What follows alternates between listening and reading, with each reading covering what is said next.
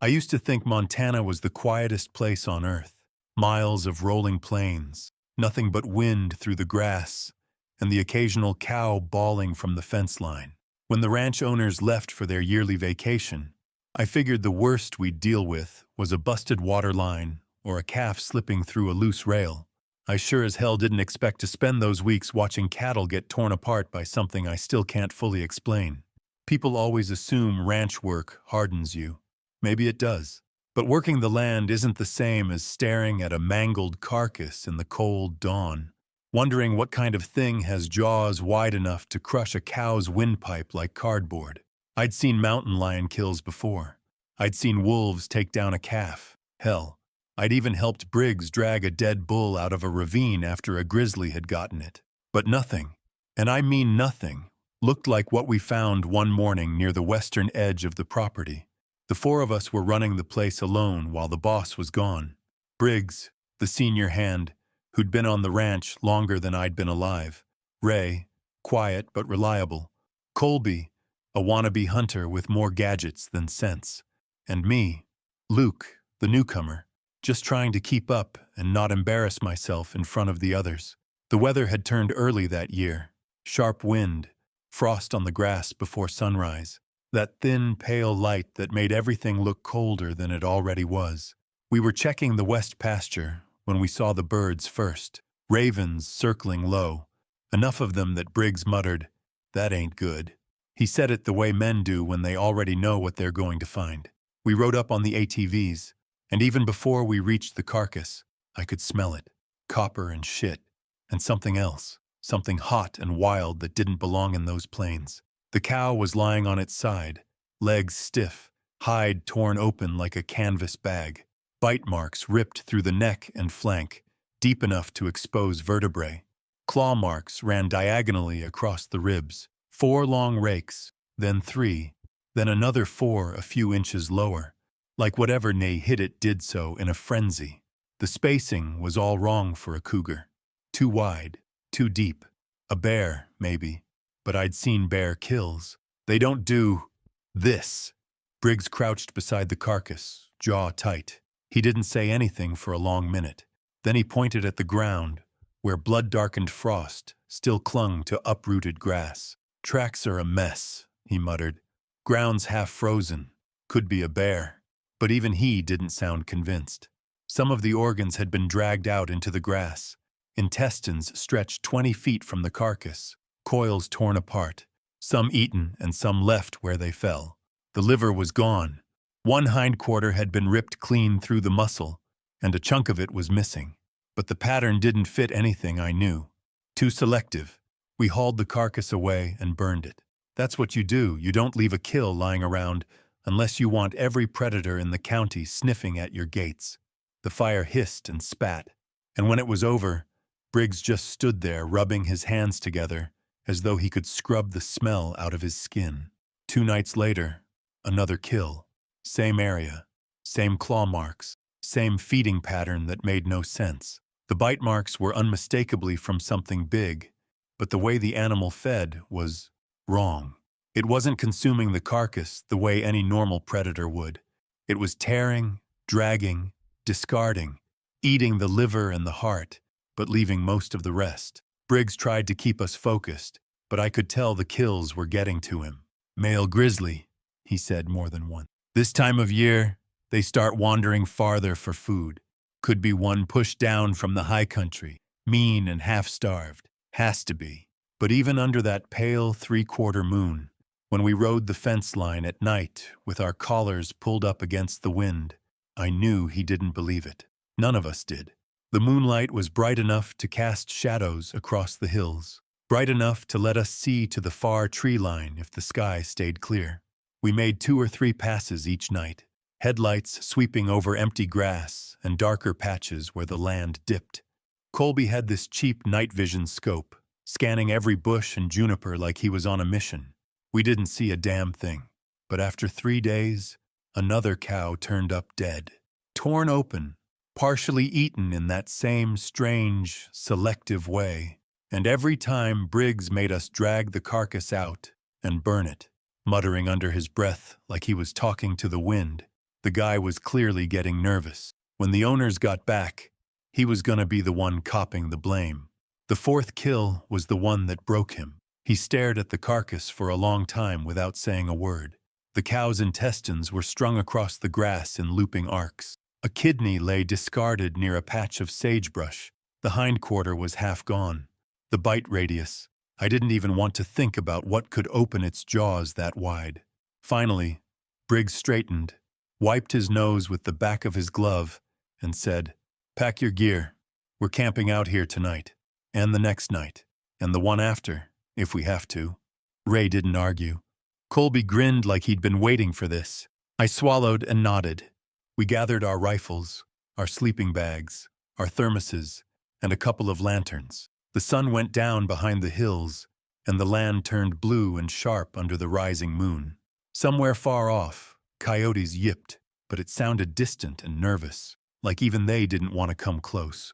We set up camp near the rise overlooking the western pasture. Briggs took first watch, and I tried to sleep with my hat pulled low over my eyes. But the cold settled into my bones, and every time a breeze rustled through the brush, I opened my eyes. Nothing moved, nothing howled, nothing crept, and yet I couldn't shake the feeling that something was out there, circling just beyond the reach of moonlight, waiting for us to make a mistake. I didn't sleep much that first night out on the western range. None of us did, even after Briggs called it and told us to get a few hours of sleep before sunrise. I lay there in my sleeping bag staring up at the sky, watching the moon slip behind thin clouds and reappear again, brighter each time. The cold crept into my bones and settled there, the kind of cold that made you feel exposed. The hills around us looked harmless in the moonlight, smooth, pale shapes rising and falling like frozen waves, but I couldn't shake the sense that something was moving out there. Not close, not far, just watching. We broke camp before dawn and dragged ourselves back to the bunkhouse. No one said much. The heater rattled as it kicked on, and Briggs made coffee strong enough to wake the dead. Colby complained about his scope batteries freezing. Ray stayed quiet as usual, and I kept replaying the way the wind had sounded different out on the range, as if it carried weight. The day passed in a blur of chores, feeding cattle, fixing a broken latch on the east gate, checking water lines before the cold hits harder in the coming weeks. All normal stuff. But underneath every task ran this humming tension, like a wire pulled tight. Briggs, who normally hated small talk, kept checking his watch and glancing toward the western hills. Colby stuck closer to us than usual, almost as if he didn't want to be alone for more than a minute. Ray smoked about 10 more cigarettes than he usually did. Each one burned down to the filter. Late afternoon brought a brief snow flurry, thin white flakes drifting out of a quiet sky. They melted as soon as they hit the ground, but it was enough to remind us that the weather was turning. We were tightening fence wire near the barn when Briggs spoke up. "We're going back out tonight," he said flatly. Colby didn't argue. Neither did I. But Ray looked like he wanted to, his mouth opening and closing twice before he settled for nodding. We ate dinner early, canned stew heated on the stove, and packed gear again. Extra layers this time, more coffee, more ammo. The whole routine felt heavier now, like the air around us knew something was coming. None of us said it out loud, but by then we were all thinking the same thing. Whatever was killing the cattle wasn't done. The second night was just as quiet as the first, too quiet. We sat out there under a silver moon, with nothing but the occasional coyote call breaking the silence, and by dawn, we hadn't seen so much as a shadow move. Briggs didn't say it, but we all felt the same sinking frustration. The third night went the same way, cold, empty, and uneventful. But no cows were killed during the 3 nights we camped out. Come morning, Briggs rubbed a hand over his beard and let out a long breath, telling us maybe our presence out there had spooked whatever was doing the killing. Maybe it had moved on. So we called it off and said we'd go back to normal, sleep in the bunkhouse, and keep our eyes open during the day. But that night, back in our own beds, something finally happened, and it wasn't what any of us expected. We had made it through the evening in silence. The moon was still bright, though drifting clouds kept dimming it to a muted glow. When we finally crawled into our bunks, exhaustion hit fast. Before turning in, though, We all drank more than we should have. Cheap bourbon mixed with that jittery relief of being back indoors after 3 nights freezing our asses off on the range. The heater clattered to life, filling the bunkhouse with welcome warmth, and for a little while it felt like we'd stepped out of whatever nightmare had been haunting the ranch for the previous few days. Ray cracked jokes. Colby bragged about how next time he'd definitely catch something with his scope, and even Briggs allowed himself half a smile over his mug. We passed the bottle around until our faces were flushed and our limbs loose, grateful for the heat creeping back into our bones. Maybe the predator really had moved on. Maybe 3 nights of cold men with rifles were enough to scare it off. For the first time in days, we let ourselves relax, and that, more than anything, was why none of us were ready for what happened next. I don't know how long I'd been asleep when Ray screamed. It wasn't the kind of startled shout a man makes when he dreams of falling. It was raw, torn out of him, a sound that made my blood go cold. I jerked upright and nearly rolled off the bunk as Ray scrambled backward on the floor until his shoulders hit the wall opposite his bunk. "Jesus, Ray, what?" I started, but he cut me off, pointing with a shaking finger toward the window. "It was right there," he gasped. "Right behind the damn glass." Colby flicked on the lantern, flooding the loft with pale yellow light. "What was it?" I asked, still half asleep. Ray swallowed hard, chest heaving. His eyes were wide, pupils blown. "A wolf," he said. "Or, I don't know, something wolf-looking. Standing up." Colby snorted, but it sounded forced. "You were dreaming, man." "I wasn't dreaming," Ray snapped, voice cracking. "It was looking at me." I exchanged a glance with Colby. The fear on Ray's face wasn't something you could fake, not after months living shoulder to shoulder with the guy. He rubbed his arms with trembling hands and wouldn't look back at the window. By then, Briggs was already getting dressed. "What the hell are you waiting for?" he demanded. Ray just shrank back against the wall, unable to move. Briggs didn't hesitate. He rushed towards the door, yelling for us to get outside. We grabbed our coats, boots, and rifles, nearly tumbling over each other. I walked to the front door and stepped into the cold, just in time to see Briggs sweeping the yard with his flashlight beam. Nothing. No movement. Just the wind and the frost-silvered pasture. We walked around the bunkhouse. Something had definitely been there.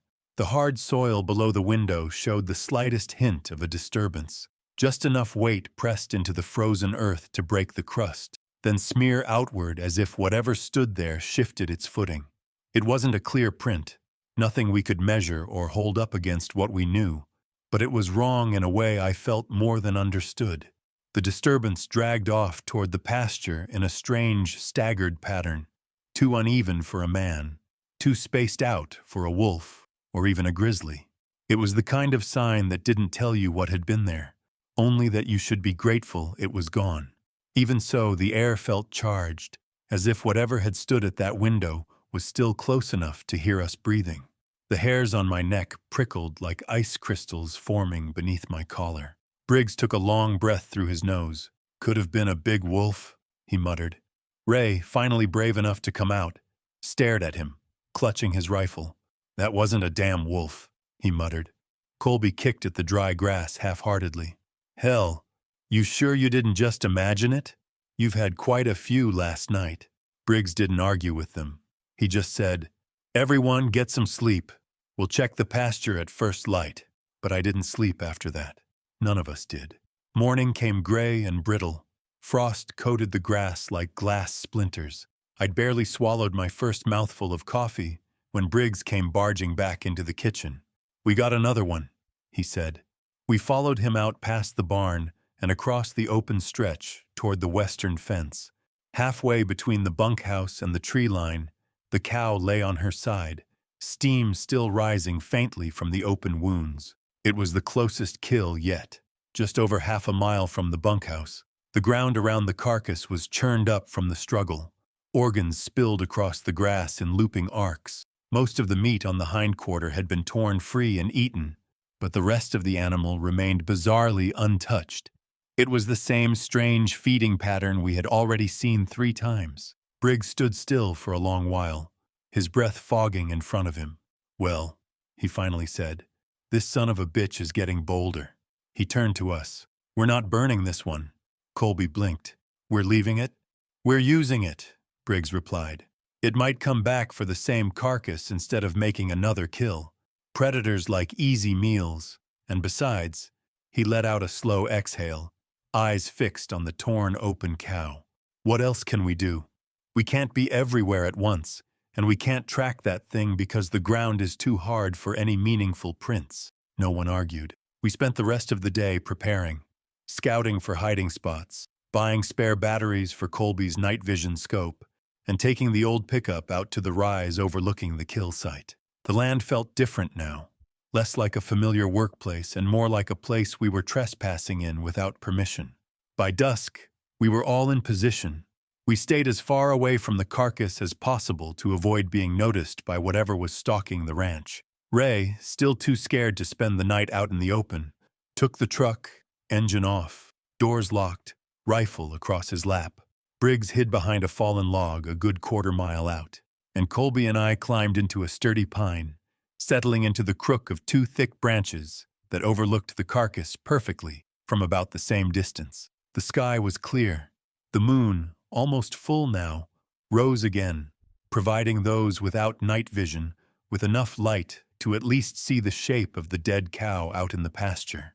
We all settled in for another long, cold night. The land was silent that night. Even the coyotes had gone quiet. The only sound was the faint rustle of dried grass shifting in the breeze and the soft hum of blood in my ears. Hours passed. My fingers grew stiff around the rifle. My toes went numb inside my boots. I tried not to think about Ray's scream the night before, but it came back anyway. That raw panic that didn't sound like anything a grown man should ever feel. And then Colby sucked in a sharp breath, a sound sharp enough to slice the silence clean in half. "Something's out there," he whispered. But it wasn't just a whisper this time. There was a tremor in it, thin as wire. I tensed, lifting my head. "Where?" "Tree line," he breathed. "Far side, by the pines. It's moving weird." He jammed the night vision scope against his eye again, fingers twitching like he wished he could steady them. Even without seeing the animal myself yet, I could tell from the way his breathing changed that whatever he was looking at spooked the shit out of him. It wasn't anything he'd prepared himself for. "Oh, Jesus," he whispered suddenly. "Luke, its shoulders. They're too high. Way too high. The damn thing's on all fours, but it doesn't move like a four-legged animal. Its front end, Christ, it's built like a linebacker crossed with a gorilla. The shoulders are so high they almost hump over its neck. And the arms, God, the arms are much longer than its legs." He swallowed hard, his breath fogging the lens. "Its back slopes down steep, like one of these African hyena things, but worse. Like the whole front half belongs to something different entirely. It's placing its weight on those long arms, using them like crutches. And its head, Luke, its head looks wrong. Too big for the body, too heavy. Wolf-like but warped, like something wearing a wolf's skull as a mask. The muzzle's short and thick, like it's built for crushing bone. Its neck is thick as hell, like it's holding up a head that is twice the size of a wolf's. God, it's like someone took a wolf, pumped it full of steroids, and then stretched it on a rack." What he described didn't make any sense. "Give me the scope," I said. He didn't hand it over right away. He kept staring, breath stuttering in short, uneven bursts. "It's standing up," he hissed. "Not all the way, not human, just enough to... Oh my God." "Colby," I said, trying to keep my voice from shaking. "Give me the damn scope." He finally tore it from his face and handed me the rifle with the night vision scope onto. I pressed the cold rubber of the eyepiece to my brow, bracing myself. The screen flickered once, twice, then bloomed into that eerie green wash of night vision. At first, all I saw was the clearing, the carcass lying stiff and dark in the frost, the grass around it fluttering in slow waves. Then I found what I was looking for, around 30 yards behind the cow. I couldn't believe what I was seeing. This thing stood on two legs. It had long arms hanging low at its sides. For a second, I forgot to breathe. The creature was even stranger than Colby had described. The shoulders were massive, rounded under thick fur, rising higher than its head even when it stood. The chest wasn't just broad, it was a wall of muscle that heaved with each breath, like something built in a nightmare lab where they'd fused linebacker with grizzly. Its stance was a mockery of human posture, not standing straight, but not on all fours either, like evolution had been interrupted mid-process. If it hadn't been for the head, I would have thought I was looking at a damn Sasquatch. The body fit the silhouette, huge, towering, half-ape in shape, but the head didn't match. The head was unmistakably canine, but wrong. A wolf's skull stretched and warped by something that knew wolves only from nightmares. Teeth gleamed wetly in the night vision, huge daggers that couldn't possibly fit inside a natural jaw. The ears stood tall and alert, swiveling at the slightest breeze. The neck wasn't just muscled, it was grotesquely swollen, pulsing with each labored breath, as if something inside was fighting to break free. And it was sniffing. Long, dragging pulls of air, chest expanding, nostrils flaring, looking, searching for us. Colby was whispering something beside me. Prayers, curses, I couldn't tell, but I barely heard him. My heart hammered so hard I thought the creature might hear it. It took a step toward the carcass, placing weight carefully on its long forelimbs as it dropped back down to all fours in an unnervingly smooth motion.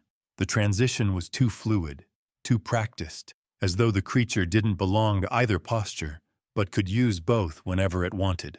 "Luke," Colby's voice cracked. "What do we do?" I didn't answer. I couldn't. The scope was glued to my eye, and the world had narrowed to that single, monstrous shape creeping closer to our bait.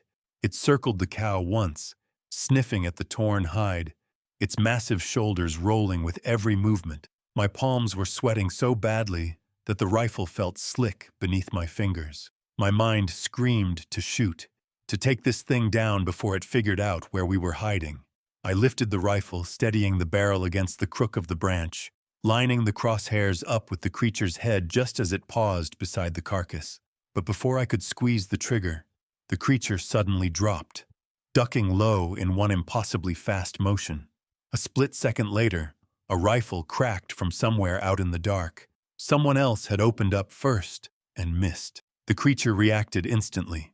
Its head snapped toward the direction of the shot, lips peeling back in a silent snarl, muscles coiling beneath its fur. I didn't hesitate. There was no time to think, no time to second guess. As the beast began to pivot away from the carcass, about to bolt, I dropped my aim from the head to the upper body, where Briggs had always told me a man had the best chance of bringing something down. I pulled the trigger. Through the scope, I saw the creature fall sideways as the bullet struck home. It struggled and flailed, but only for a heartbeat, before getting back up on all fours.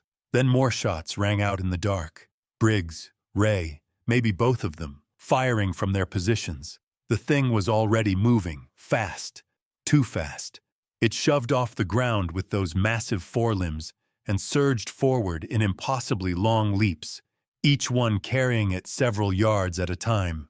I scrambled to steady my rifle again, heart pounding against my ribs. Shots were ringing out every second, and I could see bullets kicking up dirt all around the fleeing creature. I lined up the crosshairs on its massive body and fired twice more. One of the rounds, mine or someone else's I couldn't tell, struck the beast in the back half. I saw one of its hind legs buckle inward, folding for a split second, like it might finally go down. But it caught itself. It caught itself and kept running, driving forward with the kind of desperate, furious power that only a wounded, cornered animal possesses. Colby had also started firing, using my rifle, which I had handed him when I took his with the scope. But it was too late. The beast had already put several hundred extra yards between itself and us. We could do nothing but watch it make its way back into the forest. "Jesus Christ," Colby rasped. "What was that thing?" I didn't answer. I didn't know what to say. My pulse thundered in my ears, drowning everything else out. After about 20 minutes, Briggs's voice finally cut through the fog of adrenaline. "Come down! It won't show itself again tonight. It's over." "Do we go after it?" Colby asked. Briggs rounded on him so fast it startled all of us. No, going after that thing in the dark would be suicide. His breath steamed in the cold air, his rifle still gripped tight in his hands. You saw how big that thing is, how fast it moves. We wouldn't make it 100 yards out there in the dark before it circles back and jumps us from behind. He scanned the far tree line as if expecting the creature to reappear at the edge of the moonlight.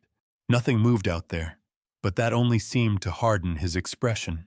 We wait for daylight, he said firmly. It's wounded. It'll leave a blood trail. We'll find it in the morning and finish it off. He nodded toward the bunkhouse. Tonight, we rest, and that's all we're doing. None of us argued, not after what we'd just seen. The thought of going into the woods at night with that thing out there was almost unbearable. So we gathered our gear, and Briggs used his flashlight to signal for Ray to pick us up with the truck. Back at the bunkhouse, none of us went straight to bed. Briggs lit a fire in the old stone hearth, and we all sat close to it, drawn to the heat like men who'd only just realized how cold they were. No one reached for the bottle at first. It felt wrong somehow, like drinking would crack whatever fragile shock was keeping us together.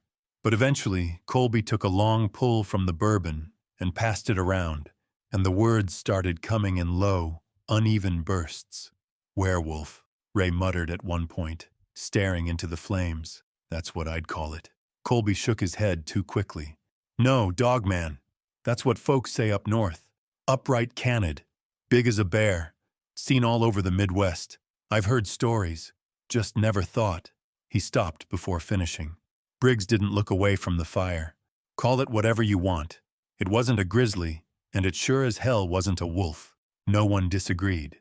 We spoke in quiet voices, half afraid the thing was listening from the hills. No one pretended they understood what they'd seen.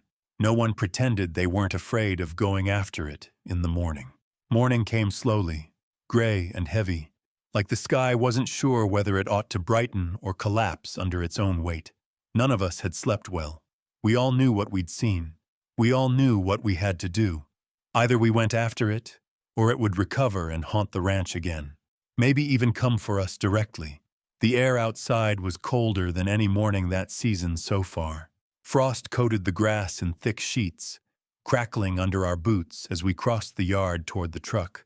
Colby looked jittery, his fingers tapping the magazine of his rifle over and over. Ray stayed silent, trying to hide his fear, and Briggs carried himself like a man forcing purpose into limbs that hadn't quite stopped shaking. We reached the dead cow just as day broke over the far ridge. A trail of small bloodstains on the grass and soil led away from the ambush site, bright against the frost, already gone tacky in the cold. Finally, a bit of luck, Briggs muttered. Let's hope it didn't get too far. We formed up, Briggs in front, me behind him, Ray next, Colby taking the rear. The trail led us west, toward the wooded hills that rose like broken teeth above the plains. At first, the blood was easy to follow. Thick drops splashed over grass, smeared where the creature's long limbs must have brushed the ground. But as the land rose and the brush thickened, the signs became subtler.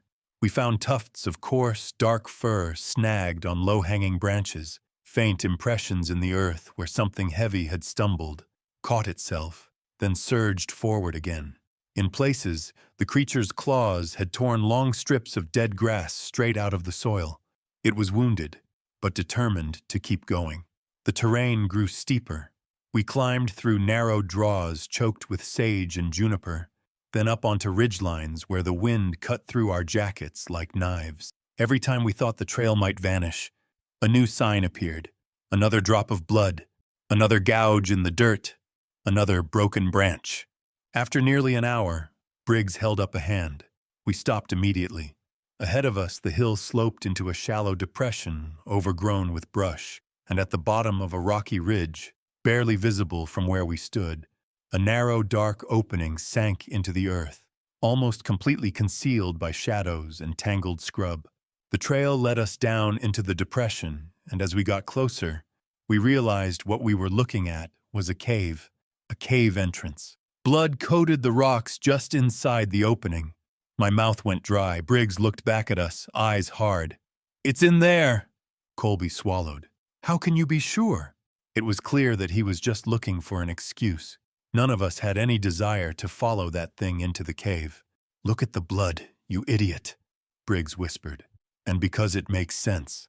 Lots of animals use caves for dens. He mounted a flashlight on his rifle and made his way down into the narrow hole. Stay close. Keep your rifles up. If you see it and have a shot, kill it.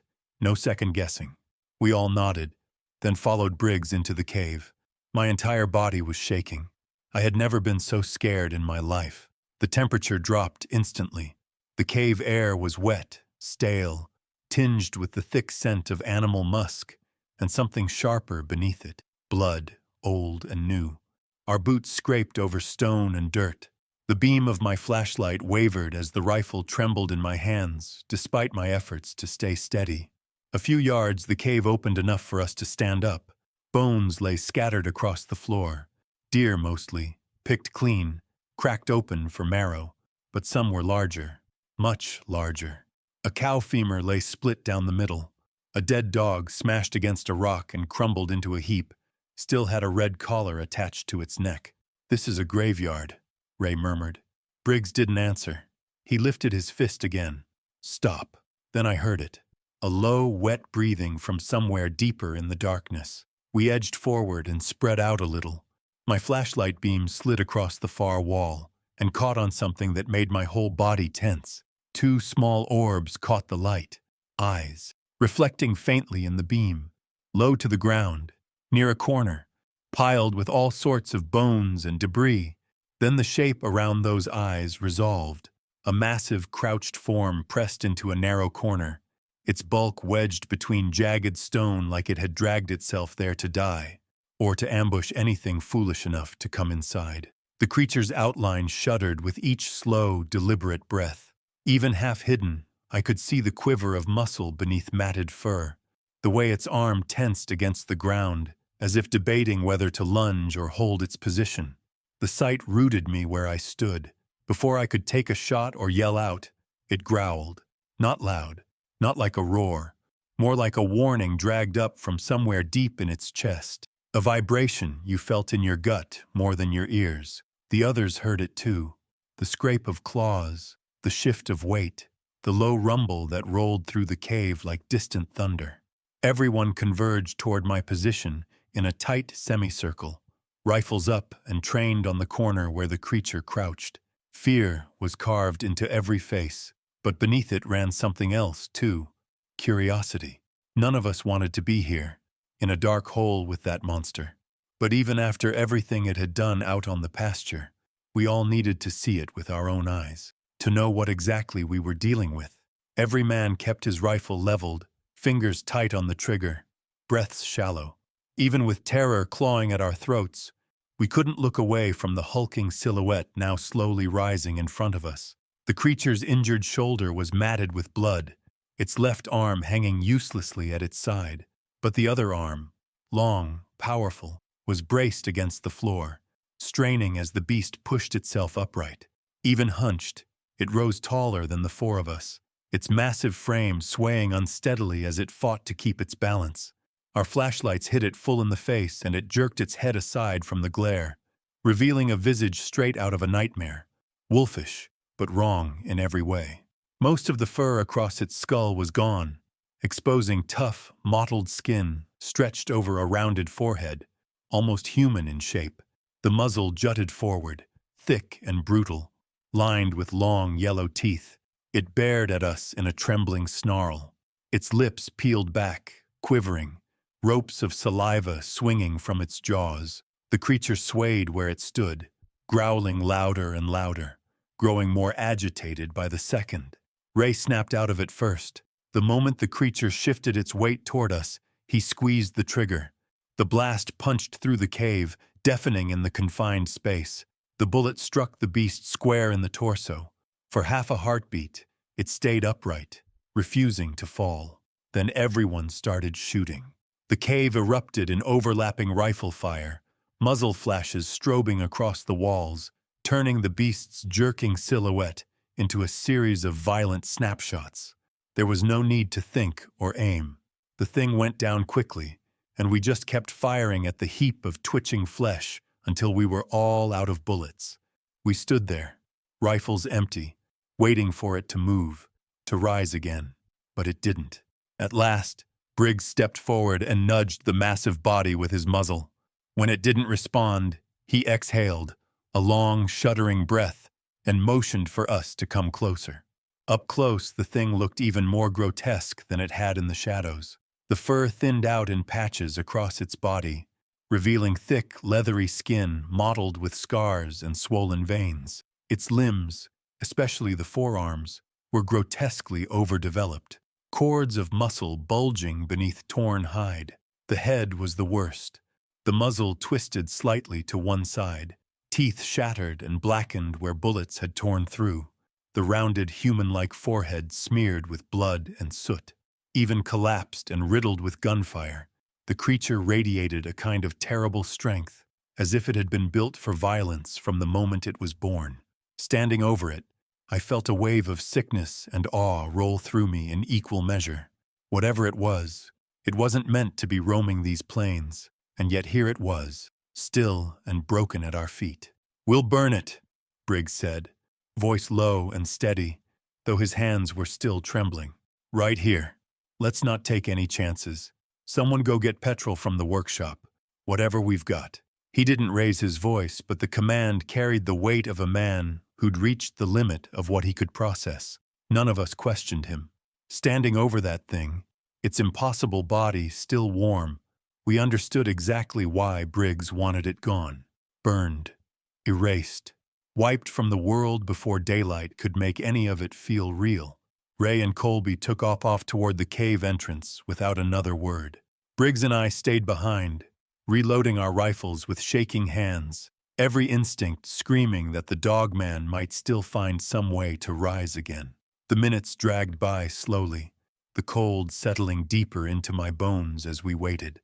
Nearly an hour passed before we finally saw Ray and Colby again, each carrying a full jerry can of petrol. The look on their faces told me everything.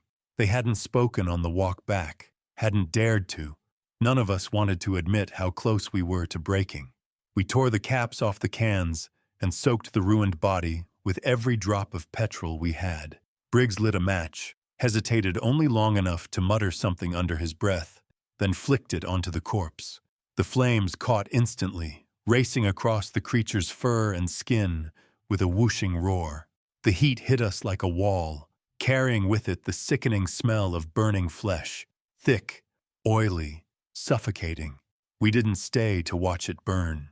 All four of us backed out of the cave fast, stumbling over rocks in our hurry to escape the smoke and the sight of that thing being eaten alive by fire. None of us spoke about the creature after that. Each of us kept his thoughts locked down tight, buried under fear and disbelief. When the boss and his wife returned a few days later, Briggs told them a clean, simple lie. We'd lost a few cows to a rogue grizzly, but we managed to track it to a cave and put it down. No one mentioned the Dogman. Not then. Not ever. Ray quit the day the boss got back, packed his things, hopped in his old Chevy, and drove off the property without saying much more than a goodbye. I stayed on for a few more weeks, going through the motions, fixing fence lines and checking water tanks, but I couldn't shake the feeling of being watched every time I was out there on my own, and the dark terrified me. Walking out to the barn after dusk made my skin crawl, and even the sound of wind through the grass sent a shiver up my spine. Eventually, I handed in my notice and left too. Moved to the city, started driving trucks where the only things lurking in the dark were alley cats and drunks. I'm done with ranch work, with woods, with caves, with whatever lives out there past the city lights. Some memories haunt you forever. This is one of them.